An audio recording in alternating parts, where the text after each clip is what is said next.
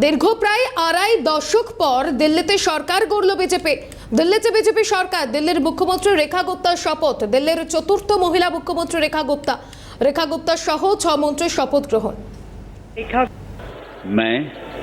मैं रेखा गुप्ता ईश्वर की शपथ लेती हूं कि मैं विधि द्वारा स्थापित भारत के संविधान के प्रति सच्ची श्रद्धा और निष्ठा रखूंगी।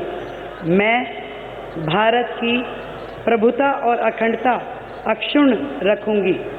मैं मुख्यमंत्री के रूप में अपने कर्तव्यों का श्रद्धापूर्वक और शुद्ध अंतःकरण से निर्वहन करूंगी तथा मैं भय या पक्षपात, अनुराग या द्वेष के बिना सभी प्रकार के लोगों के प्रति संविधान और विधि के अनुसार न्याय करूंगी। मैं रेखा गुप्ता ईश्वर की शपथ लेती हूं कि जो विषय मुख्यमंत्री के रूप में मेरे विचार के लिए लाया जाएगा अथवा मुझे ज्ञात होगा, उसे किसी व्यक्ति या व्यक्तियों को तब के सिवाय जबकि ऐसे मुख्यमंत्री के रूप में अपने कर्तव्यों के समय निर्वहन के लिए ऐसा करना अपेक्षित हो, मैं प्रत्यक्ष या अप्रत्यक्ष रूप से संसूचित या प्रकट नहीं करूंगी। শপথ নিলেন রেখা গুপ্তা। দীর্ঘ আড়াই দশক পর দিল্লিতে বিজেপি সরকার করেছে, আর এবার মুখ্যমন্ত্রী হিসেবে শপথ নিলেন রেখা গুপ্তা। আরো বিস্তারিত জানবো, টেলিফোন লাইনে ইন্দ্রাণী রয়েছেন আমাদের প্রতিনিধি। ইন্দ্রাণী, দেখো, রেখা গুপ্তা দিল্লির চতুর্থ মুখ্যমন্ত্রী হিসাবে, মহিলা মুখ্যমন্ত্রী হিসাবে শপথ নিলেন। প্রধানমন্ত্রী নরেন্দ্র মোদীর উপস্থিতিতে গেরুয়া রঙের বসন পরে রেখা গুপ্তা শপথ নিলেন এবং তাকে শপথ বাক্য পাঠ করালেন দিল্লির উপরাজ্যপাল ডি.কে. সাক্সেনা। এবং শপথ নেওয়ার পর আমরা যেটা জানতে পারছি যে তিনি কিন্তু সোজা তার যে ক্যাবিনেট রাজ্য তৈরি হলো, আরো যে 6 জন মন্ত্রী শপথ নিলেন তাদের নিয়ে সোজা চলে যাবেন যমুনা পরিদর্শনে। তোমার মনে রাখবে যে বিজেপির কিন্তু নির্বাচনী ইস্তাহারের প্রধান বক্তব্য ছিল তারা যমুনাকে দূষণ মুক্ত করবেন।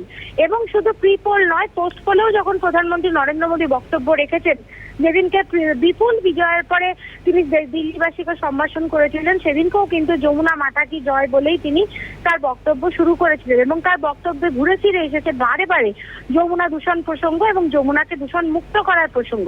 সুতরাং সবকিছু মিলিয়ে আজকে রেখা গুপ্তা দিল্লির চতুর্থ মহিলা মুখ্যমন্ত্রী হিসেবে শপথ নিলেন। সুষমা স্বরাজের ফেলে যাওয়া কাজ, যেগুলো সুষমা স্বরাজ দিল্লিবাসীকে দেখিয়েছিলেন, স্বপ্ন দেখিয়েছিলেন, সেগুলো তিনি সম্পূর্ণ করবেন বলে বিজেপির পক্ষ থেকে দাবি করা হচ্ছে। এই মুহূর্তে যেগুলো বড় চ্যালেঞ্জ বিজেপির সামনে, একটা হচ্ছে শিক্ষা এবং স্বাস্থ্য ব্যবস্থা, দ্বিতীয়ত হচ্ছে মহিলাদের যে 2500 টাকা করে মাসিক ভাতা দেওয়া হবে বলেছে বিজেপি তাদের নির্বাচনী ইস্তাহারে। মহিলা দিবসের দিন থেকে সেই ভাতা স্টার্ট হবে বলে জানিয়েছেন রেখা গুপ্তা। সেটাকে ঠিকঠাক মতো ইমপ্লিমেন্ট করা এবং অবশ্যই যমুনা দূষণ এবং দিল্লি দূষণ রোধ করা। এবং সব থেকে বেশি যেটা গুরুত্বপূর্ণ, যে বিভিন্ন যে যুগে অর্থাৎ বস্তি অঞ্চলগুলো আছে, ইতিমধ্যে কেন্দ্রীয় সরকার সেগুলোকে ভেঙে সেখানে বিশাল বিশাল বিল্ডিং তৈরি করে তাদের পুনর্বাসন দেওয়ার কাজ শুরু করেছে। আগামী 5 বছরের মধ্যে সেই কাজ শেষ হয় কিনা সেদিকেও কিন্তু নজর থাকবে তামাম দিল্লিবাসী। এবং শিক্ষা ও স্বাস্থ্য ক্ষেত্রে কেজরিওয়াল যেভাবে কাজ করেছে তার থেকেও কতটা ভালো কাজ করতে পারে রেখা গুপ্তার সরকার, সেদিকেও নজর রাখবে তামাম দিল্লিবাসী।